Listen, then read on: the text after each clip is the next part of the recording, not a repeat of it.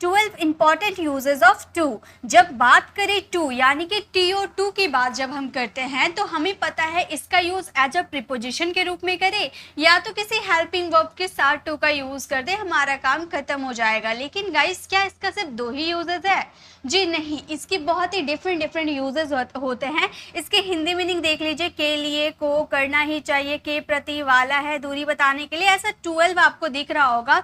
ये 12 कंडीशन में हम टू का यूज कर सकते हैं, जो कि आज के इस वीडियो में आपको बताने वाली हूँ। अगर ये पूरा वीडियो आप अटेंड कर लेते हैं तो TO2 कहाँ लगाना है ये आपको क्लियर हो पाएगा और आप आसानी से इसका यूज कहीं भी कर पाओगे। तो आज डे 16 के इस वीडियो में हम टू के यूजेस को कवर करने वाले। छोटे से वीडियो में एंड तक बने रहना है। तो फर्स्ट है हमारा टू का यूज किया जाता है के लिए। अब जनरली स्टूडेंट को ये पता है कि टू की जगह हम फोर का यूज करते हैं। फोर का मतलब होता है के लिए। जी सही आपने कहा, फोर का मतलब होता है के लिए, लेकिन हम फोर को रिप्लेस करके हम टू का भी यूज कर सकते हैं। टू का भी यूज कहीं ना कहीं सेंटेंसेस में किया जाता है। इसका स्ट्रक्चर होता है सब्जेक्ट, वर्ब, टू, ऑब्जेक्ट। अब वर्ब यहाँ पर कुछ भी वर्ब हो सकते हैं, हेल्पिंग वर्ब या मेन वर्ब, ये आपके टेंस के अकॉर्डिंग और मॉडल्स के अकॉर्डिंग लगेंगे। उसके बाद आपको यहाँ पर टू लगाने हैं, देन आप ऑब्जेक्ट लगाओगे। देखिए इसका मतलब होगा, इसका हिंदी सेंटेंस के लिए आएगा।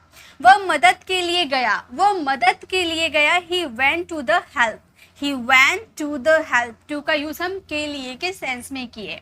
राहुल मुझसे मिलने आया, मिलने के लिए आया या मिलने आया, डायरेक्ट मतलब किसी रीजन के लिए वहां पर गया है तो वहां पे टू लगाएंगे। Rahul came to meet me, Rahul मुझसे मिलने के लिए आया या फिर राहुल मुझसे मिलने आया, जो भी आपका हिंदी वाला सेंटेंस होगा।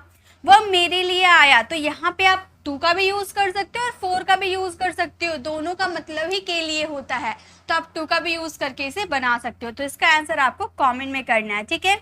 चलिए नेक्स्ट यूजेस देखते हैं। नेक्स्ट यूजेस हमारा टू का है को। जब हिंदी वाले सेंटेंस में जनरली को आता है ना तो इसका हम यूज करते हैं। जैसे इसका स्ट्रक्चर पे ध्यान दीजिएगा, सबसे पहले आपको सब्जेक्ट लगाने हो, उसके बाद आपका वर्ब आपका हेल्पिंग वर्ब, उसके बाद मेन वर्ब भी आ सकते हैं, ओके।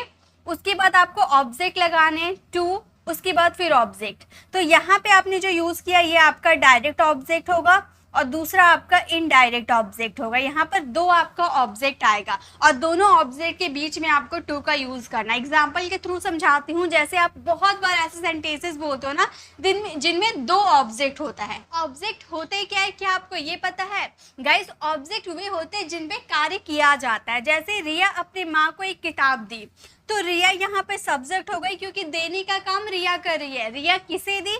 अपनी माँ को, तो यहाँ पर माँ आपका ऑब्जेक्ट हो गई, ठीक है। माँ आपका ऑब्जेक्ट हो गई। क्या दी? देने का एक्शन हो रहा है, यहाँ देने का एक्शन हो रहा है तो ये आपका वर्ब है और यहाँ पर और एक ऑब्जेक्ट है और ये किताब आपका ऑब्जेक्ट है।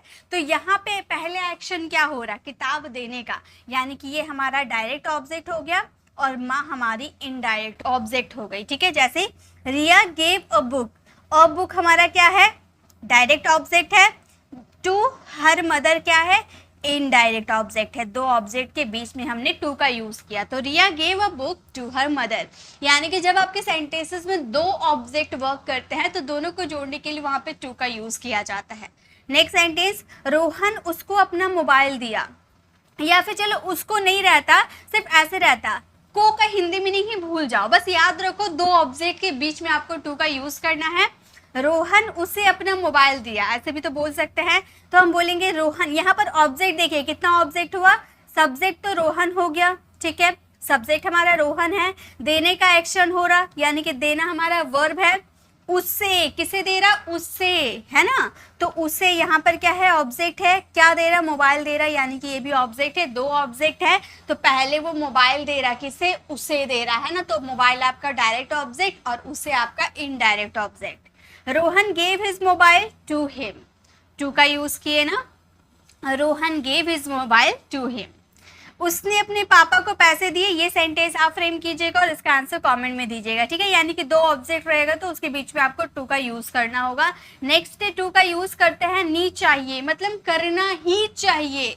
जब आप किसी सेंटेंसेस में फोर्स देते हो, तुम्हें जाना ही चाहिए, तुम्हें आना ही चाहिए, उसे बोलना ही चाहिए, उसे खाना ही चाहिए, मतलब एक्शन पे जोर दे रहे हो, फोर्स दे रहे हो, तो वहां पे आपको टू का यूज करना होगा। जैसे चाहिए आ गया यानी कि शुड का यूज होगा। सब्जेक्ट और शुड के बाद डायरेक्ट आप टू नहीं लगा सकते, शुड के बाद टू नहीं यूज होता है, शुड के बाद या तो कोई हेल्पिंग वर्ब आएंगे, उसके बाद आपको टू का यूज करना है।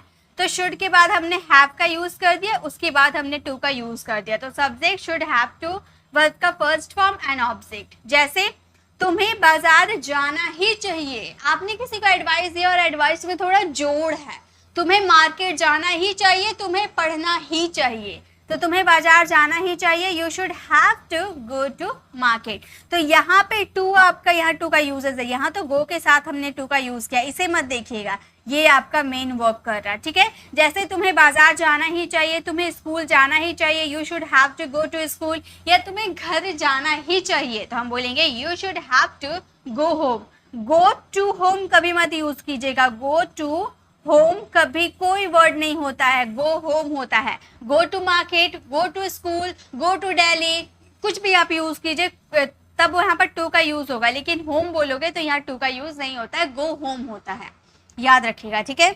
रवि को सुबह में टहलना ही चाहिए, Ravi should have to walk in the morning, तो यहाँ पर हैव के बाद आपने टू का यूज किया, ठीक है। रिया को उसकी मदद करनी ही चाहिए, ये सेंटेंस आप फ्रेम कीजिएगा और इसका आंसर कमेंट में दीजिएगा। नेक्स्ट, चलिए नेक्स्ट देखते हैं।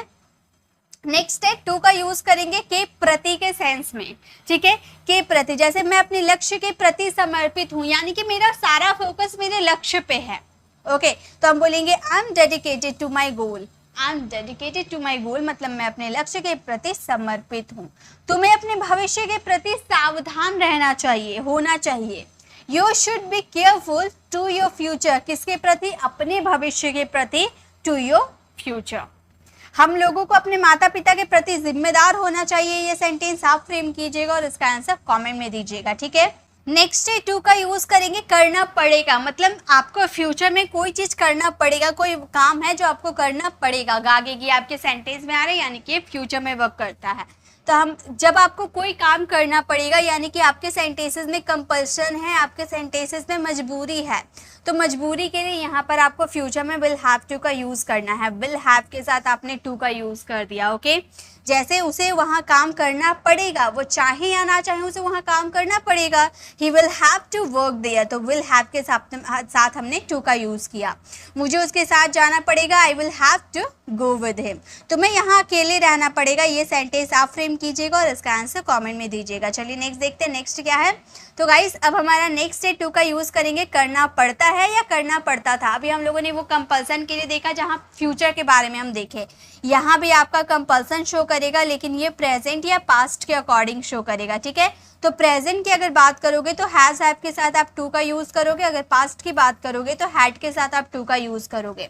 जैसे मुझे किताब पढ़ना पड़ता है, प्रेजेंट में मुझे किताब पढ़ना पड़ता है, मैं चाहूँ या ना चाहूँ नेसेसरी है, मजबूरी है कि मुझे किताब पढ़ना पड़ता है, तो आई हैव के साथ हमने टू का यूज कर दिया। I have to read the book, मुझे किताब पढ़ना पड़ता है। रवि को उसका इंतजार करना पड़ता था, यहाँ पास्ट की बात कर दी तो पास्ट में हैड टू का यूज किया जाता है, Ravi had to wait for him.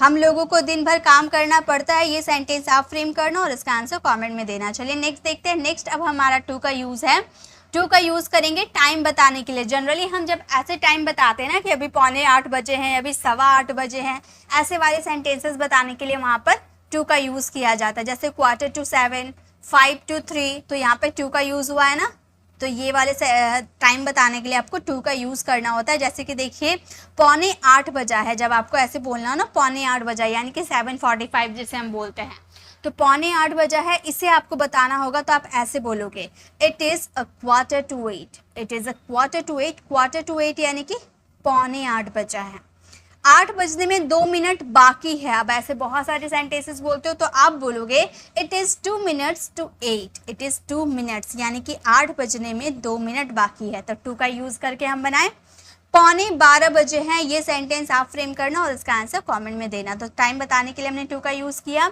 और टू का यूज होता है को या तक के सेंस में। जैसे आप ऐसे वाले सेंटेंसेस बोलते हैं ना कि वह मंडे तक आ जाएगा, या फिर वह स्कूल तक जा रहा है, यानी कि डेस्टिनेशन की बात कर रहे हो कि वो उसका मंजिल है, उसका डेस्टिनेशन है, ये एज अ प्रीपोजिशन के रूप में यूज होता है। ठीक है, डेस्टिनेशन की बात करोगे तो वहां पे टू का यूज होता है। जैसे वो स्कूल तक जा रहा है, यानी कि स्कूल ही उसका डेस्टिनेशन है, स्कूल से ना इधर जाएगा ना उधर जाएगा ना आगे जाएगा, स्कूल तक ही जाएगा। तो वैसे वाले सेंस में आपको टू का यूज करना है। He is going to school, उसका डेस्टिनेशन है वो। ओके, हम लोग कल तक बाजार जा रहे होंगे। हम कल बाजार तक, कहाँ तक? बाजार तक। बाजार ही हमारा डेस्टिनेशन है। We will be going to market tomorrow. Okay, यहाँ पर टुमारो होगा, या टुमारो का स्पेलिंग गलत है, यहाँ पर टुमारो होगा। ठीक है, यानी कि आपका डेस्टिनेशन है। जैसे मैं ताजमहल तक जाऊंगा, तो आपका ताजमहल ही डेस्टिनेशन है, वहीं आपको घूमना जाना है, वहीं आपका मंजिल है, आप वहीं तक जाओगे, उसके आगे नहीं जाओगे, वहीं तक जाओगे, तो वहाँ पे टू का यूज होता है। राहुल कल मेरे घर तक आएगा, ये सेंटेंस आप फ्रेम कीजिएगा। ओके, नेक्स्ट है हमारा टू का यूज करेंगे दूरी बताने के लिए, डिस्टेंस बताने के लिए। जैसे स्टेशन लगभग मेरे घर से 2 किलोमीटर तक है, तो यहाँ पर हम बोलेंगे it is about 2 kilometres from my house to the station. Station से मेरा घर। ओके, एक डिस्टेंस हम बताएं। दिल्ली से पंजाब तक लगभग 1200 किलोमीटर है। It is about 1200 kilometres from Delhi to Punjab. Punjab से दिल्ली तक का रास्ता, दूरी बताए। ठीक है, मेरे घर से स्कूल 1 किलोमीटर तक है, ये सेंटेंस आप फ्रेम करना और इसका आंसर कमेंट में देना। नेक्स्ट देखिए, नेक्स्ट है हमारा टू का यूज करेंगे कंपेयर करने के लिए। जैसे हम कंपेयर करते हैं ना, तो वहाँ पे हम देन का यूज कर, जैसे superior than, junior than, prefer than का यूज किया जाता है। बट हम देन को रिप्लेस कर वहाँ टू का भी यूज कर सकते हैं। जैसे तुम रवि से श्रेष्ठ हो, तो हम बोलेंगे you are superior to Ravi. Ravi से श्रेष्ठ, यानी कि तुम्हारा और रवि का कंपेयर किया जा रहा है। ओके, तो कंपेयर करेंगे तो वहाँ कंपेयर करने के लिए हालांकि देन का यूज किया जाता है, लेकिन उसे रिप्लेस कर हम टू का भी यूज कर सकते हैं। वह मुझसे छोटा है, he is junior to me. मुझसे छोटा, he is junior to me. मैं चाय से ज्यादा कॉफी पसंद करता हूँ, ये सेंटेंस आप फ्रेम कीजिएगा। प्रीफर देन नहीं, प्रीफर टू यूज करेंगे। देन को रिप्लेस कर हम टू का यूज देख रहे हैं। ओके, नेक्स्ट देखिए, नेक्स्ट और लास्ट हमारा यूजेस टू का है। टू का यूज किया जाता है फ्रॉम और टू के सेंस में। ये काफी ज्यादा आप यूज करते हो ना, फ्रॉम और टू का यूज काफी ज्यादा किया जाता है। इसका स्ट्रक्चर सब्जेक्ट वर्ब ऑब्जेक्ट, उसके बाद आपको फ्रॉम का यूज करना है, फिर आपका बीच में एक ऑब्जेक्ट आएगा, उसके बाद टू, फिर ऑब्जेक्ट आएगा। सेंटेंसेस देखिए, मैं दिल्ली से मुंबई तक गया। से के लिए फ्रॉम यूज करेंगे, तक के लिए टू यूज करेंगे। जैसे मैं दिल्ली से मुंबई तक गया, I went from Delhi to Mumbai. Mumbai तक, दिल्ली से, है ना। तो I went from Delhi to Mumbai, मैं दिल्ली से मुंबई तक गया। ओके, उसने कंपनी में 7 से 4 तक काम किया। He worked in company from 7 AM to 4 PM। जैसे बात है, सुबह 7 बजे से शाम की 4 बजे तक की ही बात हो रही है। ठीक है, तो ये आपका इस तरह से और तक के सेंस में फ्रॉम और टू का यूज तो बहुत ज्यादा किया जाता है। तो ये आपका टोटल 12 यूजेस था। मैं अपने घर से उसके घर तक जाऊंगी, ये सेंटेंस आप फ्रेम करना और इसका आंसर कमेंट में देना। तो गाइस, यहाँ पे मैंने आपको सारे यूजेस कवर करवा दिए। अब आपका क्या है, जो जो मैंने होमवर्क दिया उसे जरूर फ्रेम कीजिएगा और उसकी अच्छे से प्रैक्टिस कर लीजिएगा। ठीक है, इसका जो PDF रहेगा वो मेरी Telegram channel pre English classes पे आपको फ्री ऑफ कॉस्ट मिल जाएगी। वैसे पर डे की PDF आपको मिल जाती है, तो इसकी भी PDF आपको मेरी Telegram channel pre English classes पे मिल जाएगी। डिस्क्रिप्शन पे दिए गए लिंक पर क्लिक करके आप वहाँ ज्वाइन कर सकते हो हमें। ठीक है, तो ये था हमारा डे 16। आज की इस क्लास में हम लोगों ने इंपॉर्टेंट यूजेस देखे, 12 इंपॉर्टेंट यूजेस ऑफ टू के 12 इंपॉर्टेंट यूजेस आपको सीखकर कैसा लगा कमेंट में जरूर बताइएगा। अच्छी लगी तो लाइक कीजिएगा, अपने फ्रेंड फैमिली को जरूर शेयर कीजिएगा। ऐसे छोटे छोटे वर्ड्स में अक्सर स्टूडेंट कंफ्यूज हो जाते हैं इनका यूज करने में, तो आप मत होना और इसे अच्छे से सीख लेना, प्रैक्टिस कर लेना। अगर इसी तरह से आप यूज्ड टू पे बेस्ड वीडियो चाहते हो तो लेफ्ट साइड क्लिक करके आप हमारी डे 15 यूज्ड टू वाली वीडियो को जरूर देख सकते हो, और राइट साइड क्लिक करके आप हमारी प्लेलिस्ट में जाकर जिस भी टॉपिक पे आपको दिक्कत है वो टॉपिक वाली वीडियोस को जरूर विजिट करना। आप सिर्फ जो भी टॉपिक है सिर्फ उसका नाम लिखकर बाय प्री इंग्लिश क्लासेस लिखोगे ना, आपको पूरा वीडियो मिल जाएगा, आप कोई सा भी वीडियो से सीख सकते हो। अगर आप मेरे चैनल पर नए हो, मेरे पढ़ाने का तरीका आपको पसंद आया तो सब्सक्राइब कर आने वाले बेल आइकन को जरूर प्रेस कीजिएगा, ताकि रोज आने वाली वीडियोस की नोटिफिकेशन आपको समय पर मिलती रहेगी। मिलते हैं नेक्स्ट ऐसे इन्फॉर्मेटिव वीडियोस के साथ, तब तक के लिए कीप लर्निंग।